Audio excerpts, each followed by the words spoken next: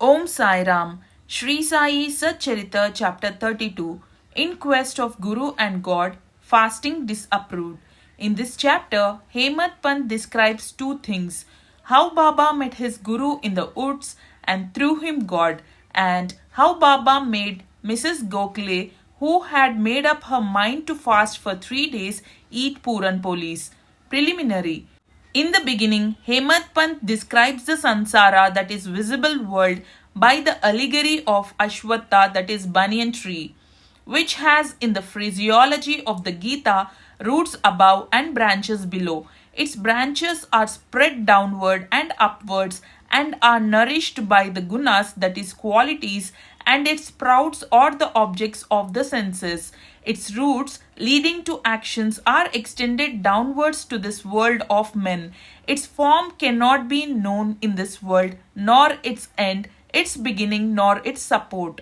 After cutting this Ashwatha tree of strong roots with the sharp weapon of non-attachment, one should seek the path beyond, treading where there is no return. For traversing this path, the help of a good guide, that is Guru, is absolutely necessary. However learned a man may be, or however deep his study of Veda and Vedant, that is sacred literature, may be, he cannot reach his destination safely. If the guide be there to help him and show him the right way, he would avoid the pitfalls, and the wild beast on the journey move aside. Baba's experience in this matter through the story which he gave out himself is really wonderful, which when attended to will give you faith, devotion and salvation. The quest. Once 4 of us were studying religious scriptures and other books, and being thus enlightened, we began to discuss the nature of Brahma. One of us said that we should raise the self with self efforts and not depend on others. To this, the second replied that he who controls his mind is blessed. We should be free from thoughts and ideas, and there is nothing in the world without us. The third said that the world, that is phenomenon, is always changing. The formless is eternal, so we should discriminate between the unreal and the real. And the fourth, that is Baba himself, urged that bookish knowledge alone is worthless, and added, let us do our prescribed duty and surrender our body, mind and 5 pranas, that is life, to the Guru's feet. Guru is God all pervading. To get this conviction, strong unbounded faith is necessary. While discussing in this way, we 4 learned men began to ramble through the woods in quest of God. The 3 wanted to make the quest with their free and unaided intellect. On the way, a Vanjari, that is a man who trades in certain things such as grain, etc., by carrying them on bullock, met us and asked us, "It is hot now. Where and how far are you going?" "In the woods," we replied. He inquired, "On what quest are you bound?" We gave him an ambiguous and evasive reply. On seeing us rambling aimlessly, he was moved and said, "Without knowing the woods fully, you should not wander at random. If you want to walk through forests and jungles, you should take a guide with you. Why do you exert yourselves unnecessarily during this hot noon sun? You may not give out to me your secret of the quest. Still, you can sit down, eat bread, drink water, take rest and then go. Be always patient at heart." Though he spoke so tenderly, we discarded his request and marched on. We thought that we were self-contained men and needed nobody's help. The woods were vast and trackless, the trees therein grew so close and tall that the sun's rays could not penetrate through them, so we lost our way and wandered here and there for a long time.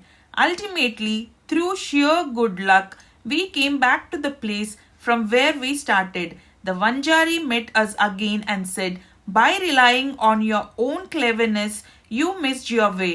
A guide is always necessary to show us the right way in small or great matters, and no quest can be successfully carried out on an empty stomach. Unless God wills it, No one meets us on the way. Do not discard offers of food. Served dish should not be thrust away. Offers of food should be regarded as auspicious signs of success. On saying this, he again offered us food and asked us to be calm and patient. Again, my companions did not like this unsolicited hospitality and discarded his offer. Without doing any quest and without taking any food, the three began to move out. So obstinate were they. I was hungry and thirsty, and I was moved by the Vanchari's extraordinary love. We thought ourselves very learned but were strangers to kindness. The Vanchari was a quite illiterate and unqualified fellow and belonged to a low caste. Still, he had love in his heart and asked us to eat the bread. In this way, he who loves others disinterestedly is really enlightened, and I thought acceptance of his hospitality was the best beginning of getting knowledge. So, very respectfully, I accepted the loaf of bread offered, ate it, and drank water. Then, lo, the Guru came and stood before us. What was the dispute about? He asked, and I told him everything that had happened. Then he said, "Would you like to come with me? I will show you what you want, but he alone who believes in what I say will be successful." The others did not agree to what he said and left him, but I bowed to him reverently and accepted his dictum. Then he took me to a well, tied my feet with a rope, and hung me, head downwards and feet up, from a tree near the well. I was suspended 3 feet above the water, which I could not reach with my hands or with my mouth.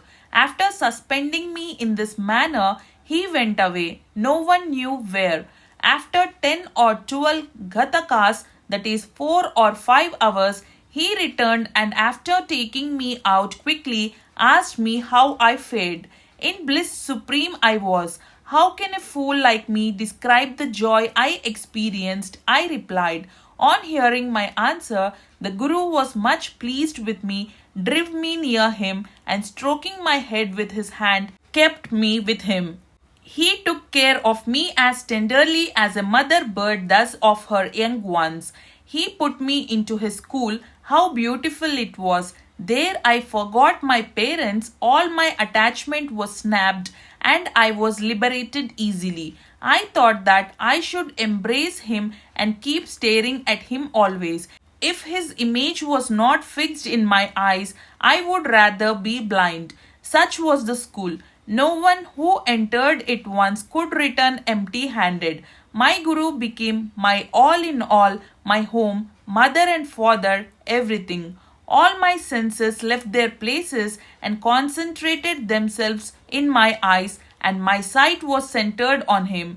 Thus, my Guru was the sole object of my meditation, and I was conscious of none else. While meditating on him, my mind and intellect were silent, and I had thirst to keep quiet and bow to him in silence. There are other schools where you see an altogether different spectacle. The disciples go there to seek knowledge and spend their money, time and labor, but ultimately they don't gain much. The Guru there boasts of his secret knowledge and his straightforwardness. He makes a show of his sacredness and holiness. He speaks a lot and sings his own glory, but his own words do not touch the disciples' heart and they are not convinced.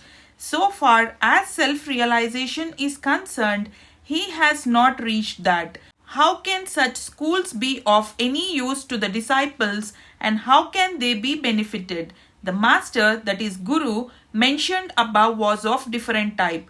By his grace, realization flashed upon me of itself without effort or study. I had nothing to seek. Everything became to me as clear as broad daylight. The Guru alone knows how the inward suspension with head down and feet up can give happiness. Among the 4, one was a karmakandi, that is ritualistic, who only knew how to observe and abstain from certain rites. The second was dhyani, who was puffed up with pride of knowledge, and the third was a Bhakta who surrendered himself completely to God, believing that he was the sole doer. When they were discussing and arguing, the question of God came up, and they, depending on their unaided knowledge, went in search of him. Sai, who was discrimination and dispassion incarnate, was one of the four. On being himself Brahma incarnate, some may ask, why did he mix with them and act foolishly? He did this for setting an example to follow. Though an incarnation himself, he respected a low Vanjari by accepting his food with the firm belief that food is Brahma, and showed how those who rejected Vanjari's hospitable offer suffered and how it was impossible to get dhyan without a guru. The Shruti, that is Taittiriya Upanishad, exhorts us to honor and worship mother, father and preceptor, and to study, that is learn and teach, the sacred scriptures. These are the means of purifying our minds, and unless this purification is effected, self-realization is not possible. Neither the senses nor the mind and intellect reach the self. Modes of proof such as perception and inference will not help us in the matter. It is the grace of the Guru that counts. The objects of our life such as dharma, artha and kama are attainable with our effort, but the fourth object, moksha, that is liberation, can only be had with the help of the Guru. In the life story of Shri Sai, many personalities appear and play their part. Astrologers come and give out their predictions. Princes, noblemen, ordinary and poor men, sannyasis, yogis, singers and others come for darshan. Even a mahar comes and making his salutation says, Sai is the Mai Bap, that is true parents, who will do away with our rounds of births and deaths. So many others such as jugglers, gondalis, that is who sing devotional songs, the blind and the lame, nath panthis, dancers and other players come and are given suitable reception. The Vanjari also appeared at the right time and played the part assigned to him. Let us now revert to the other story. Fasting and Mrs. Gokhale. Baba never fasted himself, nor did he allow others to do so. The mind of the person who fasts is never at ease. Then how could he attain his Paramatma, that is goal of life? God is not attained on an empty stomach. First, the soul has to be appeased. If there be no food in the stomach and nutrition, with what eyes should we see God? With what tongue should we describe His greatness? And with what ears should we hear the same? In short, when all our organs get their proper nutrition and are sound, we can practice devotion and other sadhanas to attain God. Therefore, neither fasting nor overeating is good. Moderation in diet is really wholesome both to the body and mind. One Mrs. Gokhale came to Shirdi with an introductory letter from Mrs. Kashibai Kanitkar, a devotee of Baba, to Dada Kelkar. She came to Baba with a determination to sit at Baba's feet and observe a 3 days fast.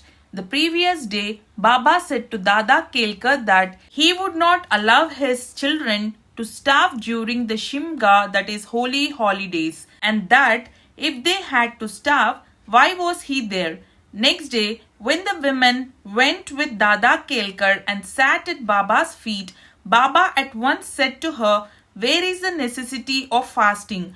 Go to Dada Bhatt's house, prepare the dish of Puran Polis, that is wheat rotis with gram flour and jaggery. Feed his children and yourself too. Shimga holidays were on. Mrs. Kelkar was then going through her menses and there was nobody to cook in Dada Bhatt's house. So, Baba's advice was very timely. Then, Mrs. Gokhale had to go to Dada Bhatt's house and prepare the dish as directed. She cooked that day, fed others and herself. What a good story and how beautiful its import. Baba's Sarkar. Baba gave a story of his boyhood as follows. When I was a youngster, I was in search of bread and went to Bede. There, I got embroidery work. I worked hard, sparing no pains. The employer was very much pleased with me. Three other boys worked before me. The first got rupees 50, the second rupees 100, and the third rupees 150, and I was given twice the total of this amount, namely rupees 600. After seeing my cleverness, the employer loved me, praised me, and honored me with a full dress, a turban for the head, and a shela for the body, etc. I kept this dress intact without using it. I thought that what a man might give does not last long and it is always imperfect. But what my Sarkar, that is God, gives lasts to the end of time. No other gift from any man can be compared to his. My Sarkar says, take, take, but everybody comes to me and says, give, give. Nobody attends carefully to the meaning of what I say. My Sarkar's treasury, that is spiritual wealth, is full, it is overflowing. I say, dig out and take away this wealth in cartloads. The blessed son of a true mother should fill himself with this wealth. The skill of my fakir, the leela of my lord, and the aptitude of my Sarkar is quite unique. What about me? Body, that is earth, will mix with earth, breath with air.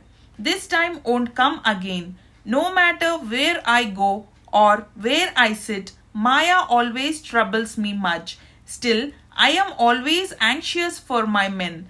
He who does anything that is spiritual endeavor will reap its fruit, and he who remembers these words of mine will get invaluable happiness. Bow to Shri Sai, peace be to all.